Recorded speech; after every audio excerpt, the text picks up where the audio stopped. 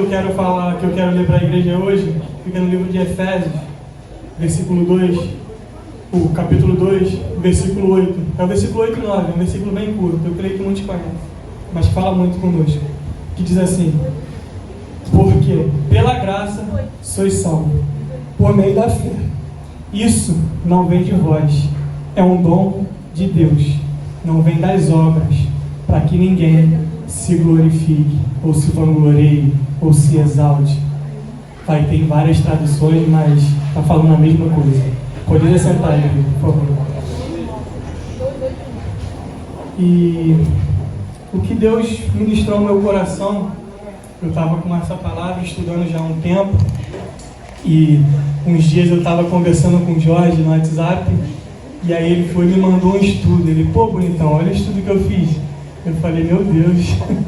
E era um estudo dessa palavra, que eu já vinha estudando ela, e falei, Senhor, obrigado. Foi um estudo muito bom, por sinal, que me ajudou bastante no decorrer da mensagem. E o que eu queria falar para a igreja é que, para a gente começar a entender um pouco melhor, a palavra diz que pela graça nós somos salvos. É pela graça. Favor não merecido. Creio que todos conhecem o significado de graça. Segundo alguns estudos, alguns estudiosos, alguns psicólogos, vai dizer que pela nossa cabeça, pela minha e pela sua mente, passa cerca de 10 mil pensamentos por dia, diariamente. E eu creio que 90% desses pensamentos, eu falo de mim, se não for de você, amém. Mas eu creio que 90% desses pensamentos, eu desafio não, mas eu falo, 90% de todos os pensamentos que passam na sua cabeça, são cerca de 10 mil. Eu quero ver, se eu falo por mim, eu não teria coragem de expor num telão aqui. E eu creio que quase ninguém teria coragem, 90% desses pensamentos, expor num telão, botar num telão, expor para alguém esses pensamentos que passam dentro da nossa mente. E o estudo vai dizer que são cerca de 10 mil, todos os dias. E para que a gente possa entender isso, a gente tem que entender que nós somos muito mais pecadores do que o que a gente imagina. Nós somos falhos, somos pecadores, somos podres. Nós não valemos nada, igreja.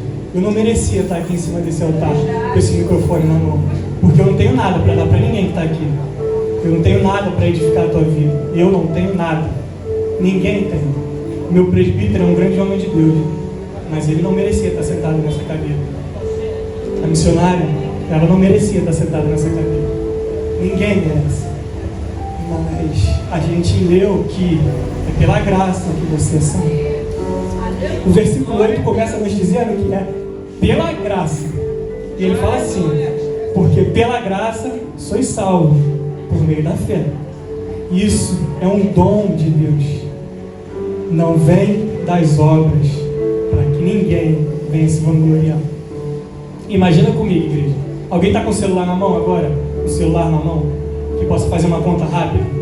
Se puder fazer. Imagina comigo que desses 10 mil pensamentos que vêm à sua mente, todos os dias, você tenha 3, somente 3, que são pecaminosos, que são pensamentos maus, que são aqueles pensamentos que você não teria coragem de expor no telão. Somente 3. Imagina comigo. Aí você multiplica esses 3 por 30 dias num mês. Quanto é que dá? 90 pensamentos. Aí você multiplica esses 90 por 12 meses do ano. Eu fiz a conta aqui. Dá 1.080 pensamentos. Você só teve 3. Tá quase santo, né? De 10 mil que passa na sua mente, só 3 tá te afligindo, só 3 tá mostrando o quanto você é falho, o quanto você é pecador, o quanto você é miserável. Somente 3 pensamentos. Somente 3. No período de um ano, você teve 1.080 pensamentos pecaminosos, 1.080 pensamentos ruins, 1.080 40 pensamentos que te levariam para o inferno. Porque bem sabemos que só os santos herdarão o reino do céu. Bem sabemos que no céu não entra pecado. E você teve somente 1080 no período de 1 ano. Vou trazer para a minha vida? Tenho 34 anos. Sabe quantos pensamentos eu teria? 34 mil pensamentos que me condenariam. Me condenariam ao inferno. 34 mil pensamentos. Faz uma reflexão, você que está sentado aí nessa cadeira. A gente arredonda. A gente não vai falar nem de 1080. A gente arredonda para 1000. Eu tenho 34 anos, 34 mil pensamentos pecaminosos que estão me levando para aquele abismo. 34 mil. Na sua vida. Na sua vida. Agora, vamos imaginar uma coisa. Meu missionário, advogado, a senhora bacharel advogado, estudou, conhece a lei, conhece um pouco, conhece, então. Agora imagina, você sentado numa cadeira, como réu, de um tribunal. Meu Deus. Aí você está ali sentado, se imagina, vamos imaginar comigo, 34 mil pensamentos. Você ali sendo julgado e um promotor de justiça provando e comprovando essas 34 mil acusações sobre a sua vida. Ele está provando e comprovando que você pecou 34 mil vezes na sua vida. Eu estou falando de mim, igreja. De mim. Eu não sei de você, eu não sei quantos anos você tem. Isso é algo que é pessoal, cada um reflete aí e pensa. Mas imagina esse promotor apontando o dedo, falando para o juiz: ele fez isso aqui, prova. Ele fez isso aqui, prova. Ela fez isso aqui, prova. Ela fez isso aqui, prova. Prova, prova, prova, prova, prova, prova. 34 mil vezes você pecou. Que advogado, missionário, vou deixar a missionária responder. Que advogado, ou que grupo de advogado poderia me defender nessa causa? Tem algum? Na terra? Não tem? É indefensável? Não, mas olha. Mas você pode estudar, tentar achar uma brecha na lei. Pode ser que tenha uma brecha. Será que tem? Mas o advogado Ele aí, eu acho que consegue. Igreja, não existe advogado na terra. Não existe advogado na terra que possa te defender disso. 34 mil acusações. 34 mil acusações, igreja. Que advogado, que grupo de advogado, que sala, como é que se fala quando é aquele aglomerado de advogados? Escritório. Que escritório de advogado conseguiria te defender disso? 34 mil transgressões, 34 mil infrações, comprovado, promotor atestando e falando: culpado, culpado, ele fez, tem prova, tem vídeo, tem testemunha, ele fez, culpado. Mas eu vim aqui hoje nessa manhã, quem puder abrir no livro de 1 João, no seu capítulo 2, Deus tem um recado para a sua vida.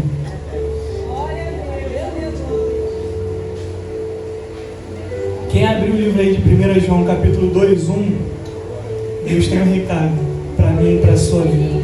Se puder ler, vai nos ajudar bastante. Ô Esther, pega o microfone para mim, por favor.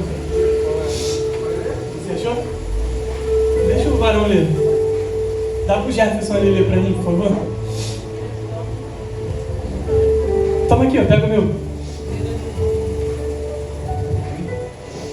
Meus filhinhos, estas coisas vos escrevo para que não pequeis. E se alguém pecar, temos um advogado para com o Pai, Jesus Cristo, o justo.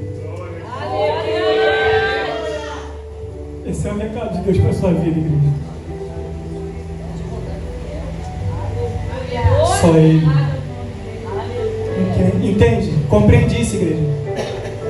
Caros filhos, estas palavras vos escrevo para que não pequeis. Pois se entanto alguém pecar, Temos um advogado junto ao Pai, Jesus Cristo, o justo. Só Ele pode te defender de algo tão tremendo assim. Ninguém pode, igreja. Homem nenhum na terra poderia fazer por você isso, igreja. Nenhum homem. E foi, Deus me trouxe aqui nessa manhã para te dizer isso. Filhinhos, não pequeis, pois se pecares, tem um advogado justo e fiel, Jesus Cristo. É só Ele, igreja. Mas ninguém pode fazer pela minha e pela sua vida o que Ele faz. Mais à frente no versículo, a parte 2 vai dizer assim, ó: sois salvo por meio da fé. Isso não vem de vós, é um dom de Deus. Todos nós sabemos que em Hebreus 11, versículo 6, vai dizer que sem fé é impossível agradar a Deus. Sem fé é impossível agradar a Deus. Você tem que ter fé, você tem que crer que aquele sangue que escorreu naquela cruz não foi em vão. Não foi em vão. Naquele dia, em cima do Getsemane, aconteceu algo tremendo, aconteceu uma coisa incrível. Foi um preço que foi pago por você, foi preço de sangue, foi algo que ninguém pode pagar, ninguém, homem nenhum nessa terra pode pagar, somente Ele. E é pela fé que você crê nisso, porque sabemos que a fé vem pelo ouvir a palavra de Deus, que nós estamos aqui hoje sentados nessa manhã, escutando a palavra, e isso está avivando a nossa fé, isso está fazendo com que a gente se encha cada vez mais da palavra. Não foi à toa que você veio hoje no domingo de manhã sentar aqui, num calor desse, para escutar a palavra. É pela fé, igreja. Eu, por mim, eu não queria nem estar aqui. Eu confesso, igreja. É verdade. Quem não quiser falar, sinta-se à vontade. Por mim, eu não queria nem estar aqui. Olha o sol que está. Como eu queria estar numa piscininha, churrasquinho. É sério, igreja. É verdade. Como eu queria estar numa piscininha, um churrasquinho. Só que Paulo disse alguma coisa para você. E eu sei que você se lembra. Paulo falou assim: e já não vivo mais eu, mas Cristo vive em mim. Não é sobre a minha vontade, igreja. Porque sobre a minha vontade, foi pela minha vontade que 34 mil pecados foram imputados a mim. Não é pela minha vontade, não é pelo meu querer, é por Cristo, é pelo sangue que foi derramado naquele dia. E é por isso que você está aqui hoje, porque você não merece. Me desculpa, mas você não merece. Eu não mereço. Eu não merecia estar aqui, ó, em cima desse altar. Todas as vezes que eu prego, a missionária me chama, o presbítero me chama: vem cá, toma seu lugar de direito. Eu não me sinto digno, eu não mereço. Eu não podia nem estar com esse microfone na mão. Mas Ele morreu na cruz por você. O sangue dele foi derramado para que você estivesse sentado aqui hoje. Ninguém poderia pagar esse preço, igreja. Só Ele, somente Ele. Vamos falar do dom de Deus, porque a palavra vai nos dizer que isso é um dom de Deus, igreja. Salvação, graça, favor não merecido. Isso faz parte do caráter de Deus. Isso faz parte da imutabilidade dele. Ele não muda. Ele é o mesmo ontem, hoje e eternamente. E graça, salvação, só Ele pode nos dar. Somente Ele. Paulo está deixando muito claro aqui nessa passagem. Pela graça sois salvos por meio da fé que você tem em Cristo Jesus. Isso não vem de vós, é um dom de Deus, para que ninguém venha se vangloriar. Não é pelas suas obras, não é pelo seu falar, não é pelo seu agir, não é porque você botou a mão e o cego foi curado, não é porque você falou para o aleijado: levanta, pega a tua cama, anda. Não, isso é um dom de Deus, igreja. É um dom dele, faz parte do caráter de Deus. Caráter, algo que não muda. O seu caráter é duvidoso, mas o de Deus não muda. Ele é imutável. Faz parte. Imutabilidade de Deus. Faz parte dele. É um dom dele. É algo que sai. É algo que flui dele, de dentro para fora. Essa é a salvação que ele te deu. É a graça. É o favor não merecido. Porque ninguém merece. Eu não mereço. Você não merece. Ninguém merece. Ninguém é digno. Ninguém. Isso não é arrogância. É verdade. Ninguém é digno. Por mais homem e mulher de Deus que possamos ser, não somos dignos. Se não fosse pela graça, eu sei que nem aqui eu estava. Estava debaixo de 7 palmos de terra. Com certeza. É a graça. É a graça, igreja. E é por isso que você está aqui hoje. Favor não merecido. Naquela cruz, algo foi dito naquele dia. Tetelestai. João 3. Vai falar. Tetelestai. Está consumado. A minha dívida, a sua dívida foi paga. Tetelestai é um verbo grego que significa tá pago. As histórias vão dizer que naquela época, quando alguém devia algo para alguém e ia lá quitava a sua dívida, existia um carimbo, e naquele carimbo estava escrito Tetelestai, e aquilo ali era carimbado, selado, apago. Não deve mais nada. Tá pago. E foi isso que o seu Deus falou naquela cruz pela mim, pela sua vida. Tetelestai, está pago. Está consumado. Está consumado. Está pago. Foi pela sua vida. Não foi à toa. Não foi à toa. Está justificado. Justificado, Deus. Você está justificado. Não me entenda mal. Somos uma igreja de pessoas maduras. Eu não estou falando aqui que você pode sair daqui e pecar à torta e à direita, porque você está justificado. Não é isso que eu estou dizendo.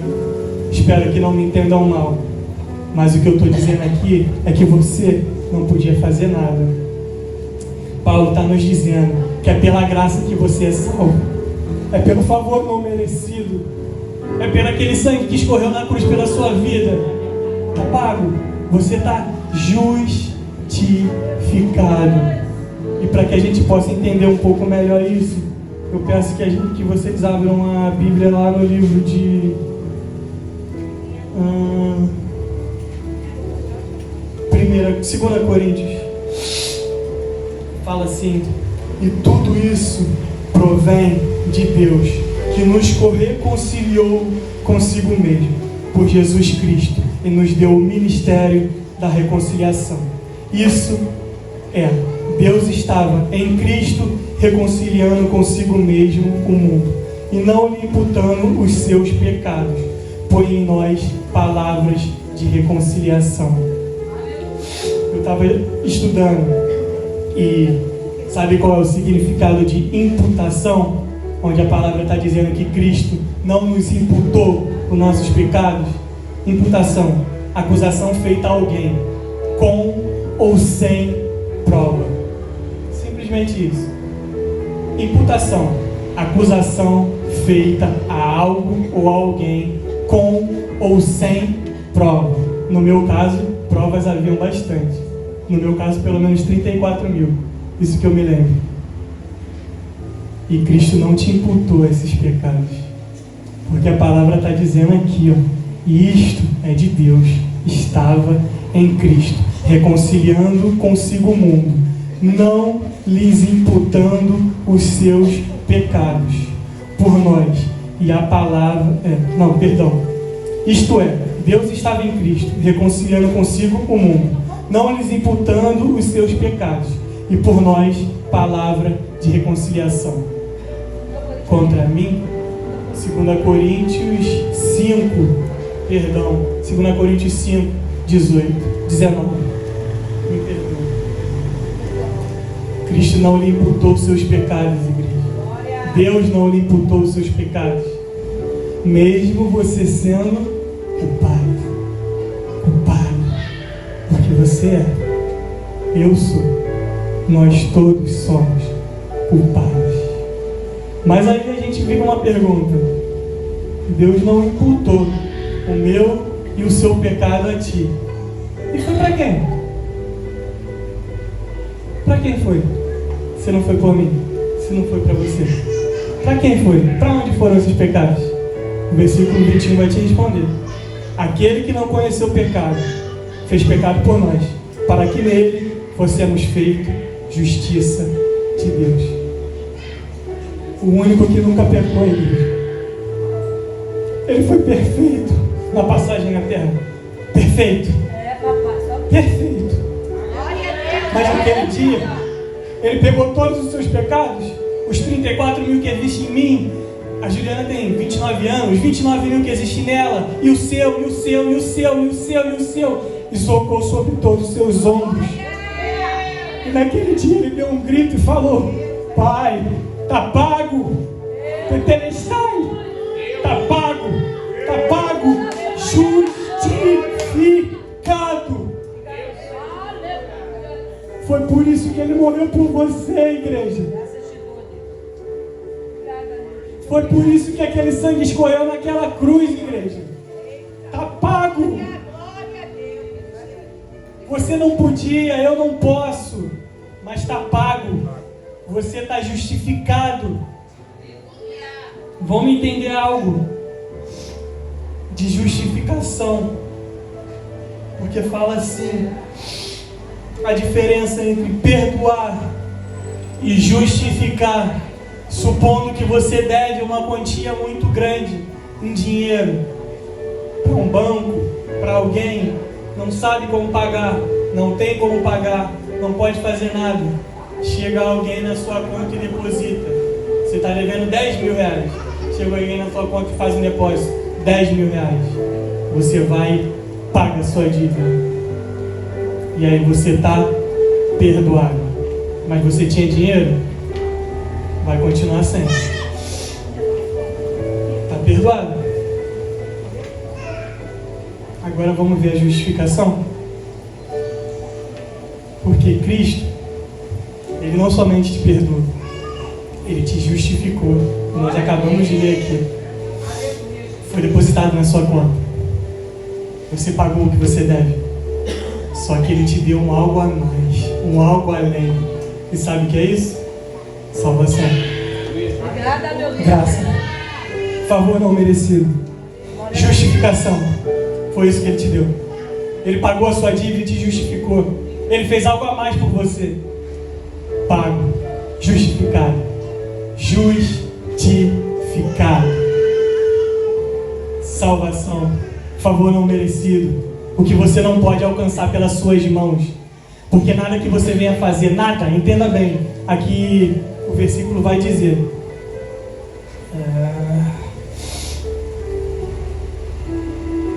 Nada. Eu sei o versículo de cabeça, amém? Nada, entenda bem. A segunda parte do versículo vai dizer: pela graça sois salvos, por meio da fé. Isso não vem de vós. É um dom de Deus, para que ninguém venha se vangloriar. Isso não vem de vós. Nada que você venha fazer, nada. Sinto muito em lhe dizer, se você acha que você prega bem, que você louva bem, que você bota a mão, demônio manifesta, demônio cai. Se você acha que você bota a mão, o cego fica curado e por isso você vai ser salvo, sinto muito, está totalmente enganado. Nada do que você venha fazer te dá direito à salvação. Exatamente nada. É pela graça, de graça. É por isso que você é salvo. É por isso que você está sentado nessa cadeira hoje. Eu estou me encaminhando para o final.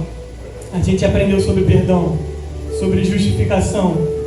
E no final dessa mensagem, Deus nos dá algo tremendo e que eu quero compartilhar com vocês. E aí a gente vai aonde a missionária Amanda leu de manhã, porque é uma lição que fica para nossas vidas. Eu vou falar isso e já estou terminando, para não enfatizar a igreja. Fica aí no livro de Romanos, no versículo 8, no capítulo 8, versículo 39, 32, 33, 34, 35, e depois no final a gente tem um bônus. Porque Paulo termina esse versículo, e eu termino essa mensagem dizendo que Paulo ele nos fez 5 perguntas retóricas nesse versículo. E é algo que vamos guardar. Eu peço que todos abram, que a gente venha ler junto, para que a gente possa guardar em nossas mentes o que Deus tem para trazer para mim e para a sua vida hoje. Romanos 8, a partir do 31. Paulo está fazendo 5 perguntas retóricas e que vai ficar para nossas vidas. Eu quero que vai guardar, vai marcar e vai ficar para nossas vidas. Que diz assim: que diremos, pois, a estas coisas? Se Deus é por nós, quem será contra nós?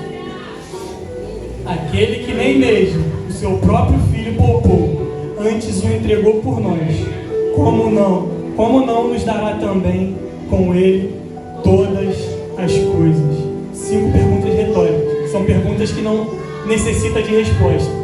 A pergunta retórica é isso, é uma pergunta que ela não tem necessidade de uma resposta. E Paulo sabia muito bem, e por isso ele termina esse versículo falando isso. O 34. Quem os condenará? Pois é Cristo quem morreu, ou antes, quem ressuscitou dentre os mortos, o qual está à direita de Deus, e também intercede por nós. Pulei 33? Vamos de novo. Quem diremos, pois, essas coisas? Se Deus é por nós, quem será contra nós? Aquele que nem mesmo seu próprio filho poupou, antes o entregou por todos nós, como não nos dera também a essas todas coisas? 33. Quem enfrentará a acusação contra os escolhidos de Deus? É Deus quem os justifica. Você foi justificado. O 34. Quem os condenará? Pois é Cristo quem morreu, ou antes mesmo ressuscitou dentre os mortos, ao qual está à direita de Deus, também intercedendo por mim e por você. E o 35 ele diz assim: quem separará do amor de Cristo? Isso é uma pergunta, igreja. Paulo está te perguntando: quem vai te separar do amor de Cristo? A tribulação? A angústia? Ou a perseguição? Ou a fome? Ou a nudez? Ou o perigo? Ou a espada? Quem te separará? 5 perguntas que Paulo está nos fazendo. Ele está terminando esse versículo nos fazendo 5 perguntas retóricas. Vamos guardar essas perguntas. Chega em casa, vamos meditar nessas perguntas, porque isso diz muito sobre a nossa vida, igreja. E lá no 37, o 38 e o 39, ele nos dá algo tremendo. Mas em todas essas coisas somos mais dos que vencedores por aquele que nos amou. Porque estou certo de que nem a morte, nem a vida, nem os anjos, nem os principados, nem as potestades nos separaram, nem o presente, nem o porvir, nem a altura, nem a profundidade, nem alguma outra criatura nos poderá separar do amor de Deus, quem está em Cristo Jesus, nosso Senhor. Isso é graça, igreja. Isso é graça. Favor não merecido. É o que eu e você não pode fazer pela minha e pela sua vida. Eu não posso me dar salvação. Eu não posso me justificar. Eu não posso me salvar. Mas Ele pode. Porque em João 3,16 vai falar que Deus, Ele me amou e te amou de tal forma que Ele deu o único filho que Ele tinha, para que todo aquele que nele crê não perecesse, mas tenha vida eterna. Salvação, favor não merecido. É isso que Deus tem para a sua vida hoje. Como minha cunhada costuma dizer. E a palavra de hoje é graça, favor não merecido. Você não merece. Ninguém merece. Você não pode fazer por você o que Ele fez naquela cruz. Ninguém pode. Aquele sangue é impagável. Preço de sangue. E ninguém pode. nem todas as riquezas do mundo. Isso é um pensamento meu.